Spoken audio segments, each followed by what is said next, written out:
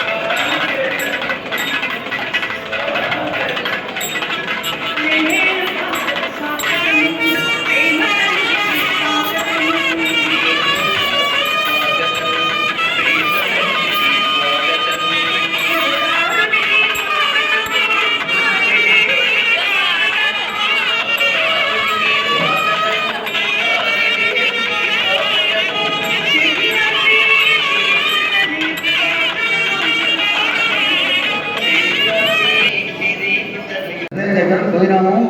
ఆ గుప్తా సర్వీస్లో ఆ సెంటర్ ఓపెన్ చూసుకున్నాము, ఫోన్ చేసుకుని చేసినాము. మనం మరుసటి రోజే కరెంట్ కూడా మోహన్ పిలిపించడము, అంత వైద్యం చేయించడము అని జరిగాయి. 28/12/88వ తేదీన అవతార నిర్వహణ సెంటర్ని ఓపెన్ చేయడం జరిగింది. అది 28/12/2023 కరెక్ట్గా 35 ఏళ్ళు అవుతుంది. సో ఆ తర్వాత కారణాంతరం వల్ల మా ప్రెసిడెంట్ సత్యమయ్య గారు ఈ సెంటర్ని స్థాపించడం జరిగింది. సో దూరంగా ఉండేవాళ్ళు ఇక్కడ ఈ సెంటర్కి వస్తున్నారు, అలవాటు ఉన్న వాళ్ళు సెంటర్కి పోతున్నారు. ఎక్కడైనా బాబా కార్యక్రమం ఒకటే. నామరూపుడైనటువంటి భగవంతుడు రూపం ధరించి వచ్చినప్పుడు ఈ యుగంలో మెహర్ బాబా వచ్చాడు. అంతకుముందు జొరాస్టర్, రామకృష్ణ, మహమ్మద్, బుద్ధ ఇలా వచ్చాడు. ఇప్పుడు నేను మెహర్ బాబా వచ్చిందని చెప్పినాడు. Old wine in new bottle. అయితే చాలామందికి అనుమానం లేదన్నమాట, ఇతను భగవంతుడా కాదా అని.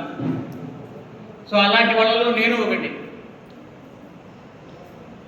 నేను రామకృష్ణ గారు ఇద్దరు మార్నింగ్ టైం వాకింగ్ పోయేటువంటి వాళ్ళం. రామ్ కుమార్ స్వర్గం లేదు, నాకు this is state of mind అని అన్నీ అర్థమైతే ఉండేది, కానీ ఏది అర్థం కాదు టోటల్గా.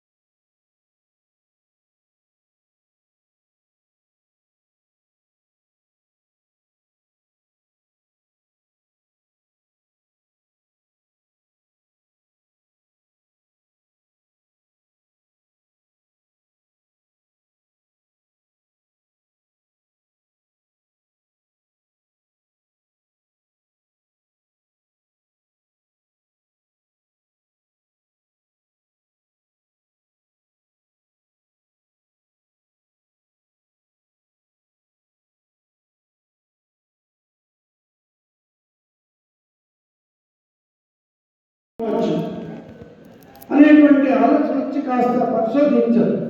కాస్త బాబా బుక్స్ వాడుకున్నారు. ప్రోత్సాహంలో చాలా బుక్కులు అప్పటికే 1990 చాలా ఇచ్చారు. ఒక పిచ్చి పట్టిన వాడిలాగా ఉదయం టిఫిన్ తింటాము, బుక్కులు చదవడు, టిఫిన్ తినడం, బుక్కులు చదవడు. అలా చదివితే చదివిన తర్వాత మళ్ళీ ఏమైంది, బాబాతో జీవితం గడిపినటువంటి బాబా మళ్ళీ వాళ్ళు ఉన్నారు. అప్పుడు వాళ్లతో అనుభవాలు పంచుకున్న తర్వాత, వాళ్ళతో ఉన్న సందేహాలు తీర్చుకున్న తర్వాత జరిగింది ఏమిటంటే, శ్రీరామచంద్రుడు వనవాసం చేశాడు. అవును, ఆ వనవాస జీవనంలో ఏం చేశారు? దైవభక్తులు భార్య సరళి జనాలు లాంటి వాళ్ళని వాళ్ళ దగ్గరికి రాముడు పెట్టారు, కానీ రాముడు దగ్గరికి వాళ్ళు రాలేదు. అదేవిధంగా కృష్ణావతారంలో కూడా వనవాసం చేశాడు. ఏ విధంగా? పాండవుల వెంట కృష్ణుడు తెగుతూ కూడా అది కూడా వనవాస జీవనంగానే భావించుకున్నాడు. ఆ విధంగా కృష్ణుడు కూడా ఎంతమందికి మోక్షాన్ని ఇచ్చాడు, ముక్తిని ఇచ్చాడు.